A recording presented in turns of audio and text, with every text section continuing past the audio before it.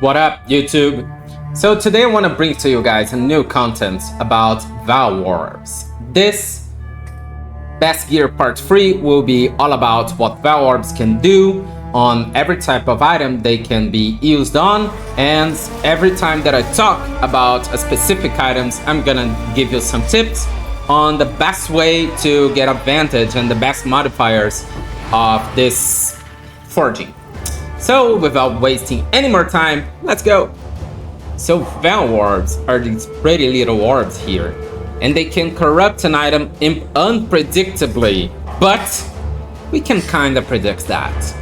They're a very common, not very common, but quite common currency. It's not that hard to find, but you're gonna use a lot of them, different from divines, which are currency, you're not gonna use them, or Orb of an Omen, Chance, and Chaos.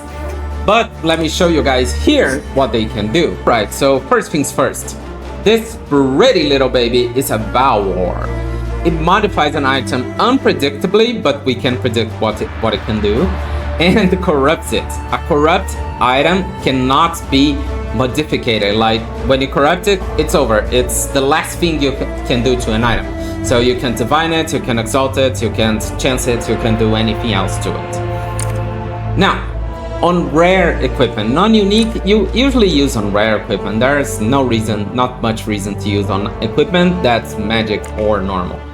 So there's 25% chance, let me get the laser, 25% chance here to one of these four options. First thing, it does nothing. The items remain the same and now it's corrupted. That's bad. Second, it rerolls up to 3 modifiers. So every item can have up to 6 affixes, 3 prefixes, and 3 suffixes. And these can be the reroll. This is the same thing as divining an item, okay? And you can get better modifier or worse modifiers. That's chance. 3. It adds a special Vaal enchantment to the item. 2 options here. This increased ally, that's clear blue, below requirements, is an enchantment.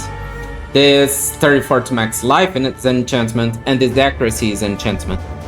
The last option is it adds an item socket to Marshal's weapon and armor, ignoring the socket limits. So armors can have 1 socket, 2 on body armor, gloves 1, helmets 1, boots 1, and shields 1. With a Vaal, it can get up to 2 on shields and other types of armor, and up to 3 on body armors. And that's very useful, but 25% chance. Caster weapons is a different thing. So, an example on this of mine, when I vowed, it could have increased my quality from 20% to 23%. And that was an option. I didn't get it, but I did get an enchantment, which is even better, I guess, in my case. And you can get plus or less 10% on this caster weapon. So when to vow an item, in my opinion, the first thing you should do is max an item. So let's give it this scepter as an example. Here I have 20% plus quality and it's maxed. So I can't do anything more with the scepter to make it better. So I'll vow it in a hope that I'll get an enchantment like I did, or better rolls. But this is a bet. So if you have a very expensive items, there are scepters that are worth 20 divine, I would not vow it. I would not risk that scepter for that. If you have cheaper ones, then you can risk it. It's okay. A scepter that's worth, let's say 10, 20 exalted, some stuff like that. This one, I took the risk. It's an option. You can also do that. It's your item anyway. Your consequences, you do whatever you want. But what I'm suggesting here is that if you have an expensive item, the risk is not worth. And if you have 2 of those expensive items, you can risk one of them, but let's be realistic. And if you have not much items that you're not gonna use or that are for other classes that you want to buff to sell, sometimes to sell it's worth to vow an item to see if comes something better, as the item doesn't have to max in that case. People might buy it because even though it's not max, it might be better than theirs. So that's also a good way to get some currency.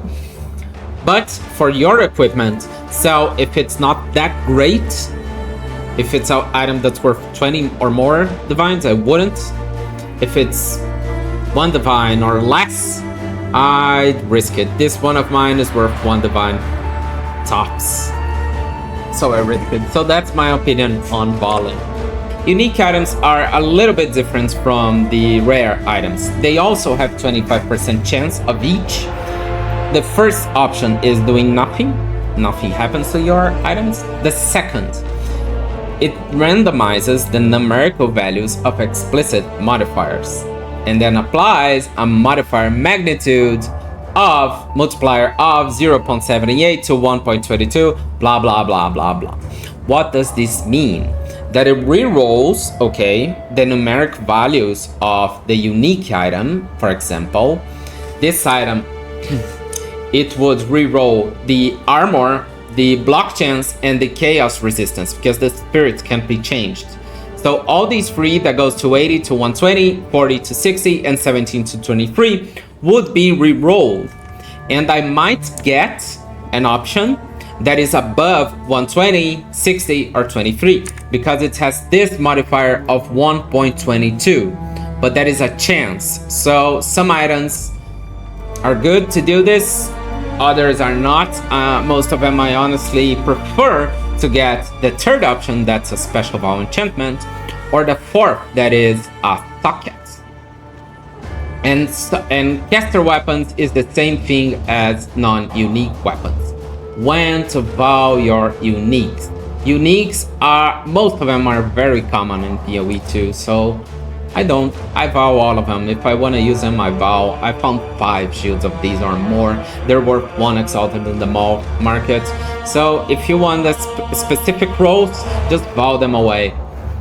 Now, for rare uniques, that's another option. Let's say you got a Temporalis or the Mahothlo shield.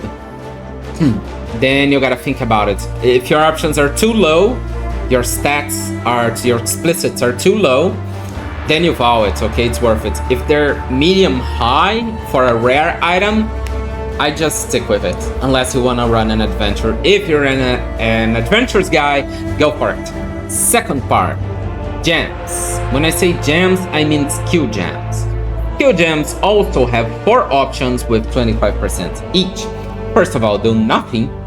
Gain or lose a level on the skill gem. This is the only way to get a level 21 skill gem. Add or remove a socket. This is a very nice way to get a 4th socket.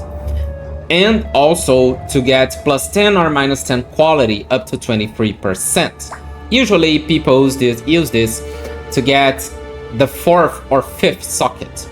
So a great tip here is, a great tip for Vaaling is also to use it on an alternate character. So if you're leveling up a new character, you can perfectly get a new skill. Let's get Raise Zombies, equip it, put a lesser jeweler, Vaal it for the 4th slot, and just keep trying. I lost 1 slot. But you can keep doing it because uncut skill gems, we get a lot of them. And after that, this skill gem is corrupted, we can still level it up. Having 4 slots really helps alternate to new characters. That's a valuable tip for you guys. Again, 5th slot, not worth it, in my opinion.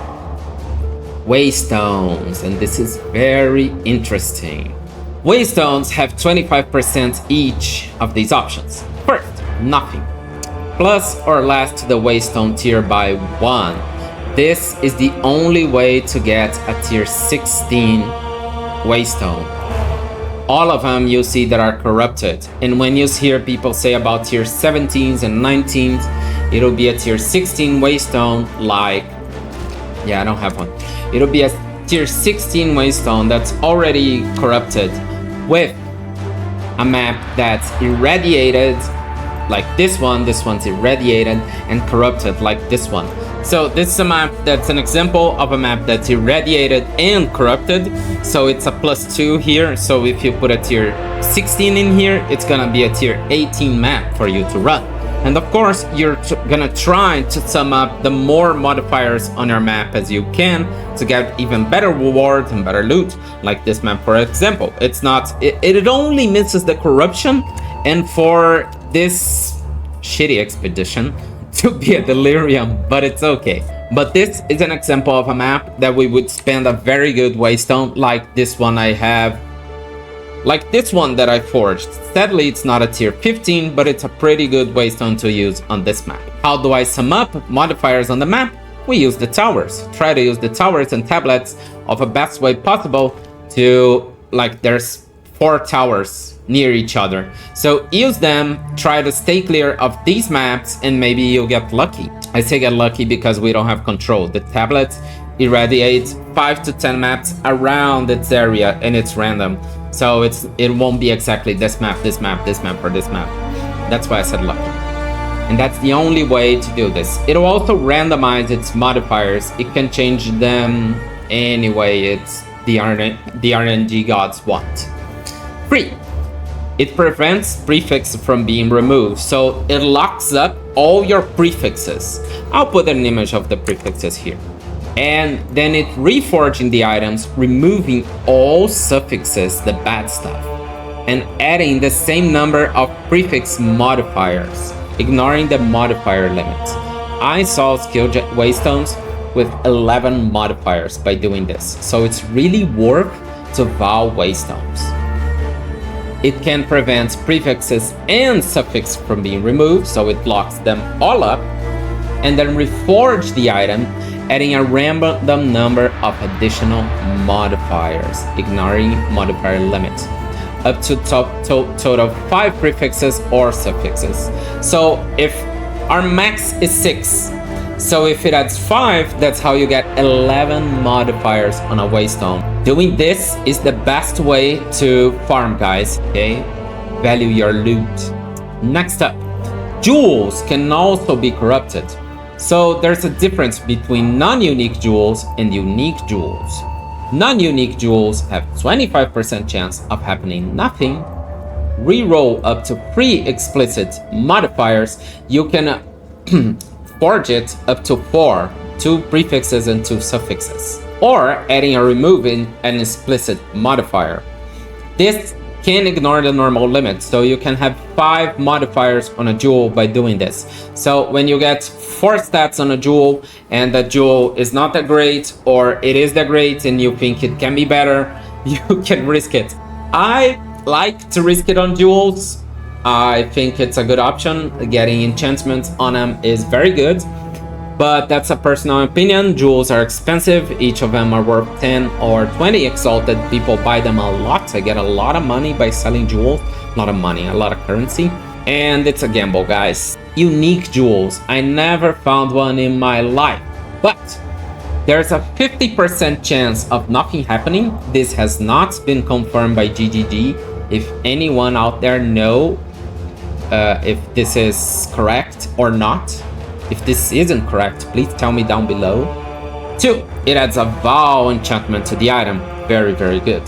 3. It randomizes the explicit modifiers just like the Divine Arm and just like on unique items equipment.